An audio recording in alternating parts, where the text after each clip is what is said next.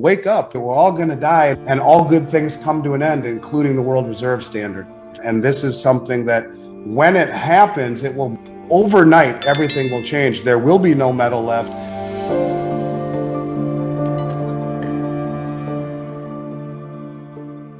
Andy Schectman talks about his belief in the value of gold and silver, which he has been buying and accumulating for 33 years.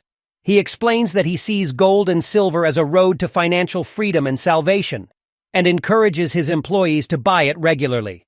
Andy Schectman also talks about the potential risks of holding traditional assets during economic instability, and how gold and silver can be a hedge against systemic risk. Systemic risk of the system is why people were rushing into gold and silver. But what does it look like, or what are those times when we can't function then as a dealer to help people continue to do that if the system is actually breaking down? All right, so the first part of the question is, I've been selling gold and silver for 33 years when nobody wanted it, when it was $252 an ounce and $3 and $4 an ounce in silver. I've been accumulating it because it's wealth, and I'm not Bill Gates. I can't buy everything up. I've been buying it every 2 weeks. I believe in it to my soul. I tell every one of my employees when I hire them, you better buy every 2 weeks. Don't let me find out you're not. That question I find to be incredibly naive. I built a business from scratch, from nothing, coming from nothing, because I believed in something, and I had strong enough fingertips to hang on for 33 years to finally get to a point where everyone recognized it. And yet it's still only 0.5% of the entire allocation in this country. Yeah, I believe in it, and I'm the minority who believes in it, and I buy it every 2 weeks, and I think it's the road to financial freedom, and I think it is the road to financial salvation when what hits the fan. And I'll sell it independent of what I buy. I'm not selling my own gold and silver, but I will sell it until I can't any longer. And as far as that, what does it look like? When the what does it look like doesn't work anymore, if the COMEX breaks, no one can, for a period of time until something is figured out, can hedge their inventory. So holding inventories will be detrimental. If money's not flowing, we'll shut things down until it does again. Andy Schectman discusses the power of fear and greed in motivating investors, and how this has played out in the market over the past few decades. He explains that people have been motivated by greed and rewarded for investing in traditional assets such as stocks, bonds, and real estate, but that fear can also be a strong motivator during times of economic instability. He argues that the current economic situation is a reality check for many people who have lived under the assumption that they will always have a better standard of living than their parents and grandparents. It's a scary situation to even contemplate things like that, but they are a reality. So when you talk about incentivizing, look, people are motivated by greed and by fear. In the last 2 decades, people have been motivated by greed. You go back to 1982 even, and interest rates going down in a steadily 45-degree sloping angle, creating tremendous value in traditional assets. People were greedy, and they were well rewarded by putting their money into stocks and bonds and real estate. But let me tell you something. What I witnessed yesterday and today, that fear, where people are calling me at 1:30 in the morning, and I answer because I'm doing paperwork. Oh, I'm so sorry, Andy. I'm calling from California. I thought I was going to leave you a message, but while I got you, can I talk? I'm terrified. I think that there is nothing that will motivate people quite like fear when things start to break apart. We have lived under a period of time where it is our birthright to live better than our parents and our grandparents. That's what we always thought. And I think that when people say when the market breaks, it always comes back. Look at what it took to get it back from '08, an expansion of the Fed balance sheet by over $8 trillion, all of it in interest-bearing assets, U.S. treasuries and mortgage-backed securities, to lower interest rates, to make the stock market and the housing market seem better than it is, to increase speculation and debt accumulation. It's all a facade. And when it comes down, when you talk about credit, the amount of credit that is needed in this system is paramount. Bill Holter talks about the amount of credit needed to bring a loaf of bread to the market. The loaf of bread, think about it. The farmer goes on credit to buy the combine, the diesel fuel, and the seeds to plant his field. When he's done harvesting, he takes that grain and sends it by truck to the flour mill. The trucking company is on credit to buy the trucks and the diesel fuel, and then sends it to the the flour mill that's on credit to run the flour mill and then sends it back on the truck that's on credit to get it to the baker who's on credit to make the bread, who's on credit in the truck again to send it to the grocery store who uses credit. And if credit dries up, it all dries up. Andy Schectman discusses the potential risks of credit in the economic system, using the example of a loaf of bread to illustrate how many different parties rely on credit to bring a single product to market. He argues that the amount of credit needed to sustain the current economic system is alarming, and that a credit crunch could lead to a collapse of the entire system.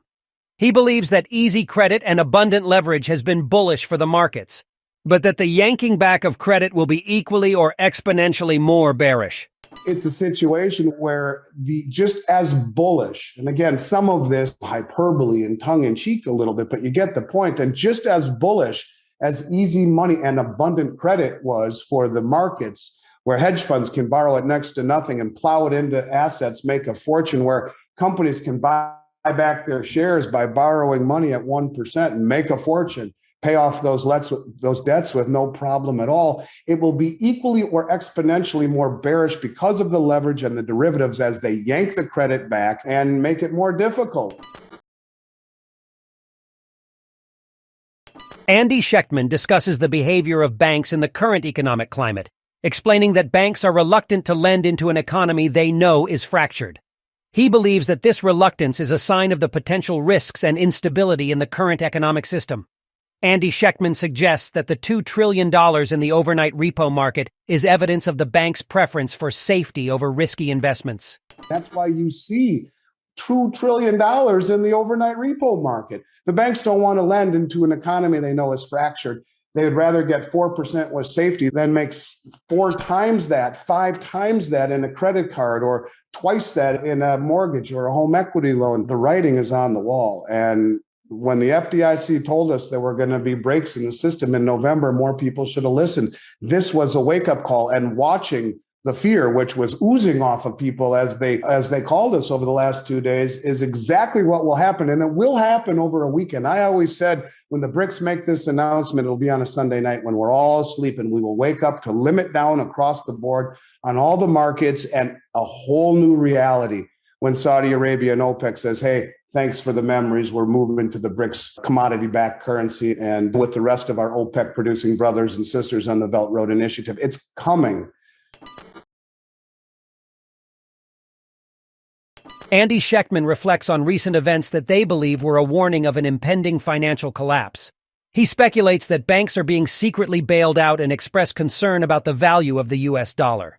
So, yeah, I think what we saw yesterday was a precursor, and them doing what they did was in an effort to pull us back from falling over the abyss. I think it was that close to happening. And I wouldn't doubt for a moment that they're reliquefying a handful of banks under the table right now and not telling us about it. All these banks that are on the cusp of failing as our dollar becomes worth less and less and less. Back to the question about where's the metal that should have been coming out of the mint. One of the most popular forms of metal in the last 3 years coming out of the U.S. mint hasn't come out of the mint since 1964. And that's junk silver, 90% constitutional silver currency. Anonymous says, Andy Schectman discusses the scarcity of junk silver and the lack of new metal being produced by the U.S. Mint. They ponder what would happen if major mints went offline and express concern about the future supply of precious metals. Andy, do you have any ballpark estimate of how much, quote, junk silver has been melted down over the years and how much has survived? I have no idea, but I'll tell you that I have standing orders for $1 million worth right now. And I really can't find any. We sold a bunch recently and I had a lot of it, but this is always to me an indication of what the supply is like. Why? Because you can't reproduce something that hasn't been made since 1964. What happens if the mints go offline, a couple of them even? If you realize there are 6 major mints of the world, and when they shut down or go offline, that's it. You got a handful of refineries, but they can't keep up. A lot of people, what's the old saying? You never realize how much you value something until it's gone. People take for granted. And I oftentimes lately, I find myself thinking, even late at night, like, why are the mints selling their gold? Why are these countries doing it? I could see that stopping. You asked me what could put me out of business.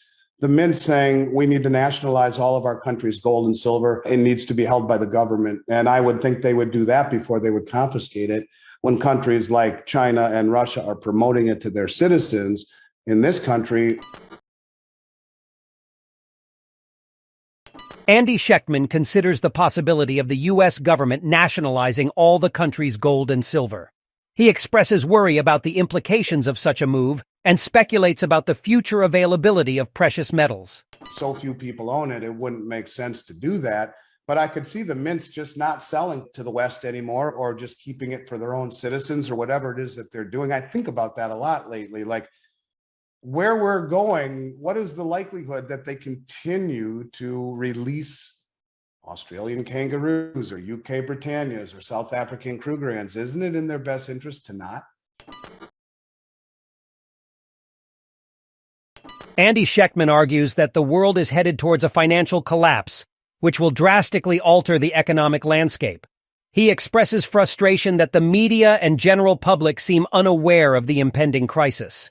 We've lived at a period of time that was orderly and systematic. And if that all breaks down, then what? I think this is a lot more than it used to be. And fortunately, the people who have listened to you, Dunnigan, for quite some time, and even when you were reluctant preppers, I love that name. No one prepares willfully. Most people prepare reluctantly because they don't want to think about the potential. Just filling out a life insurance application, you do it reluctantly. You don't want to think about your own mortality. Wake up. We're all going to die, and all good things come to an end, including the World Reserve Standard. And this is something that, when it happens, it will overnight, everything will change. There will be no metal left. The public will be caught off guard because, as that person said earlier, where's the media through all of this? Why aren't they telling us?